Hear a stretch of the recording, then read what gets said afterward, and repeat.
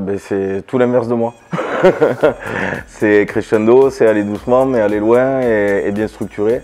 Non, je rigole, c'est pas tout l'inverse. On va très vite sur plein de projets, mais en fait en amont tout est bien réfléchi et bien structuré. Et aller crescendo, c'est un peu ça.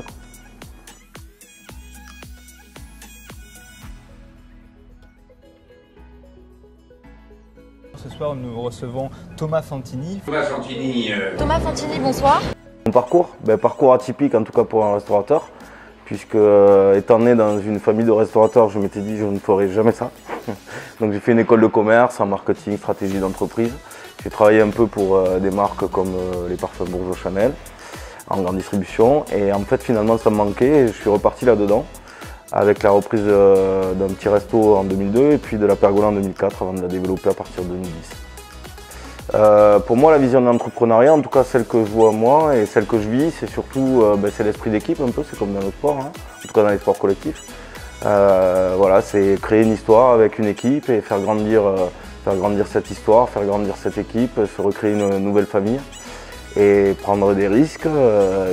Donc ça veut dire que quand on prend des risques, c'est des bons et des mauvais moments aussi, mais au bout, c'est de toucher son but.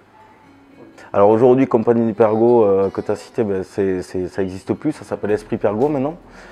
Puis pour différentes raisons, parce que pour nous, on était, comme je disais avant, une famille, ça avait des valeurs fortes et tout ça, et un état d'esprit. Donc on a dit que c'était l'Esprit Pergo. Et l'Esprit Pergo, c'est un réseau qui comprend les restaurants à la Pergola. Donc aujourd'hui, on a Bruguière et Toulouse, l'Ardenne, avec un hôtel aussi à Bruguière, qu'on a appelé Pergotel. Et on a décliné ça, sous forme de snacking avec Paix et Pergo.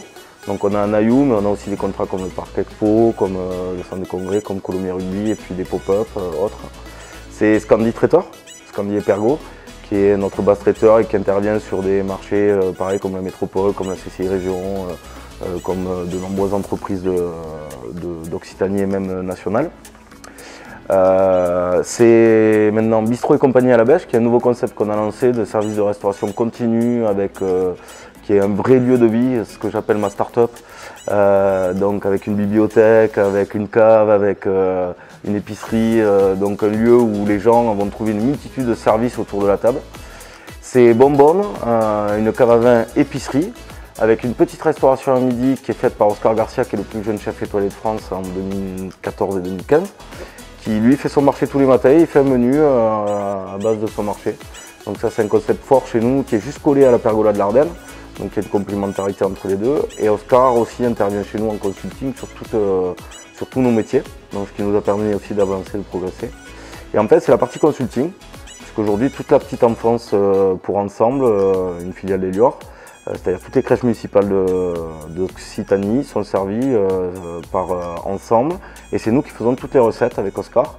On choisit des producteurs régionaux et lui fait une recette avec ses producteurs.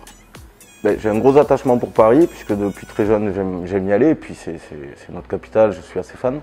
J'avais un gros réseau aussi et puis ça me tenait à cœur d'aller montrer un peu ce qu'on savait faire nous. Donc on est mal tombé, on est tombé sur une période d'attentat. Puis peut-être qu'on n'était pas prêt non plus, donc j'ai souhaité, même si ça marche bien, arrêter ça parce qu'en plus on avait des gros projets sur la région.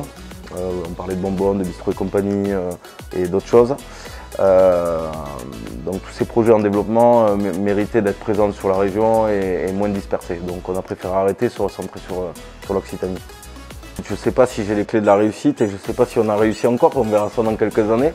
Non, tout ce que je peux dire, c'est que c'est beaucoup de rigueur, beaucoup d'humilité et de travail. Et puis c'est aussi savoir s'entourer, avoir les bonnes personnes. Voilà, on parlait de sport tout à l'heure, moi je vois ça comme une équipe de rugby, quoi. Chacun a son importance et chacun a ses différences et c'est l'ensemble de ces différences qui font que ça avance et que ça marche, quoi. Et il faut tous travailler ensemble. Donc pour moi la réussite c'est d'arriver à fédérer autour de soi une équipe qui permet d'avancer, quoi. Oui, le burn-out pour moi, j'ai pas de honte à en parler. Contrairement à d'autres personnes, et je pense qu'il faut savoir l'évacuer, il faut savoir en parler.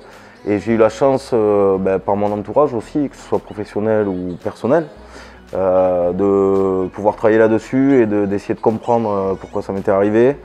Et du coup, j'en ai fait une force, une vraie force. Aujourd'hui, je connais mieux mes limites et je sais ce qui peut m'atteindre ou non à titre personnel. Et donc, je suis un peu moins fragile. Et quand on est plus fort, on avance mieux, on avance plus sereinement et puis je sais sur qui je peux compter aussi maintenant. Et ça c'est peut-être ma plus grosse force. Plein de projets, bon déjà, bien développer nos 2 nouvelles marques qui sont Bistro et Compagnie à la Beige et Bonbonne la Cave à Vin. On a un gros projet avec Oscar Garcia pour monter un restaurant étoilé sur ce même quartier de l'Ardenne. En tout cas, essayer de regagner son étoile. Mais un très beau projet qu'on travaille depuis 1 an, qui va être quelque chose de vraiment à notre image à nous aussi. Donc on ne peut pas démocratiser le gastro, mais essayer de le rendre un peu plus accessible aussi, tout en maintenant une certaine qualité. Et puis peut-être un projet de pâtisserie aussi, puisque c'est un des métiers qu'on ne maîtrise pas, qu'on n'a pas. Donc il y a peut-être des choses à faire là-dedans, on a quelques idées, on est en train de regarder ce sujet-là.